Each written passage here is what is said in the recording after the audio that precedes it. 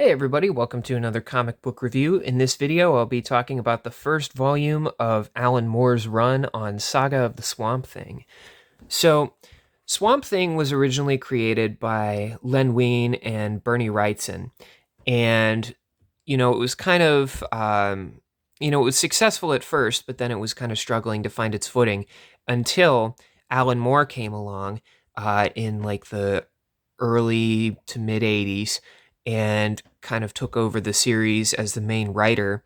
And his run on Swamp Thing is by far considered like the most influential run on Swamp Thing, and just one of the all-time great comics. Now, I had read this first volume like a while back, like years ago, and I remembered really liking it, but I never read any of the rest. So, restarting this series, it's kind of cool to see how this volume kind of falls into context with the rest of it. So, the very first chapter in this book, it's titled Loose Ends. And basically, it kind of ties up the loose ends of the earlier series, like the Len Wein and Bernie Wrightson stuff, and then the stuff that came before Alan Moore took over. So this issue just kind of ties up a lot of those plot lines. And, my one criticism is like, for somebody who's like brand new to Swamp Thing, this could be difficult to follow. I remember when I first read this book, I kind of had to do a little bit of research, but after that, starting with the second chapter, the series just totally reinvents itself and starts fresh, and it's fantastic. Now, Alan Moore made kind of a radical decision when it came to drastically altering the origin story of Swamp Thing. Basically, in the original run, like in the original series, when Swamp Thing was first conceived as a character, the story went that there was a scientist named Alec Holland, whose lab got blown up, and he came in contact with like a biorestorative formula, and he like ran into the swamp, and he kind of like bonded with the swamp and became this Swamp Thing. Now, what Alan Moore did when he took over the series is he kind of threw that out the window and revealed that that's not what happened, that instead it was, the Swamp Thing is just plants. It doesn't have any like human brain or human organs or anything. It's all just plants. There's no human anatomy in it whatsoever. Now, somehow, it thinks that it's Alec Holland, but really it's just a bunch of plants that believes that it's Alec Holland when really it's not. So this presents some really interesting kind of psychological sequences where you get like inside Swamp Thing's stream of consciousness. Like, he doesn't have like a brain, so it's like, where do his thoughts come from?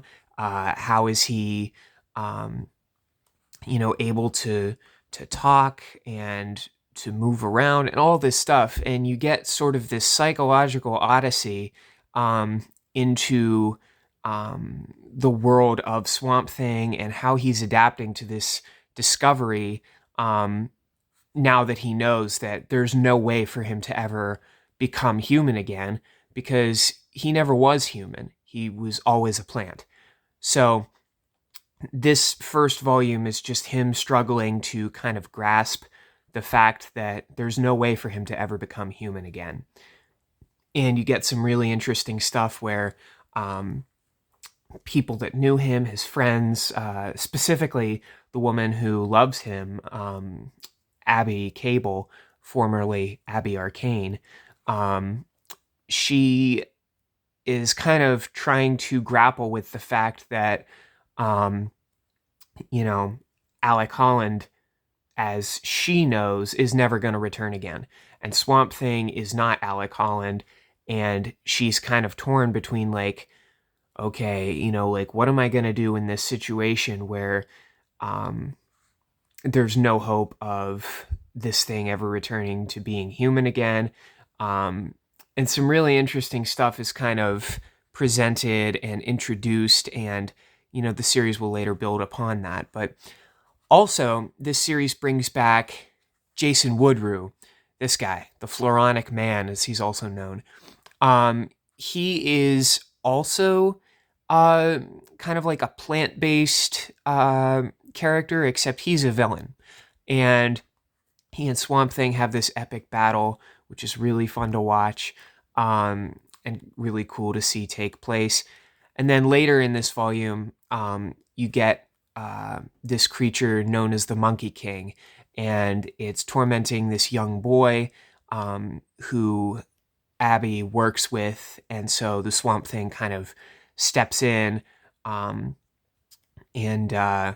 fights this Monkey King, and it's really, really cool. And there's a throwback to Jack Kirby's demon Etrigan in this volume too, and he kind of comes in and helps Swamp Thing out, and it's really dope. So this kind of serves as a great introduction for things to come for Alan Moore's run, and it kind of shows the early stages of some of the greater things that Alan Moore had planned later on in this run. It's a good starting point, especially if you've never read any Swamp Thing before. This is a good place to start. Like I said earlier in this video, if you're completely unfamiliar with any of the Swamp Thing mythology, that first chapter might have you a little confused. But after that, you're going to be pretty much good to go, because this is a total reinvention of the series. It's like almost like a reboot. When Alan Moore came along, it kind of changed everything. So, and this is also, not at the very beginning of his career, but it's like towards the beginning of it, enough where it's like you can see that this guy has a ton of potential, and seeing what he comes up with later on in his career, some of the absolute classics that this guy's written, it's really cool to see.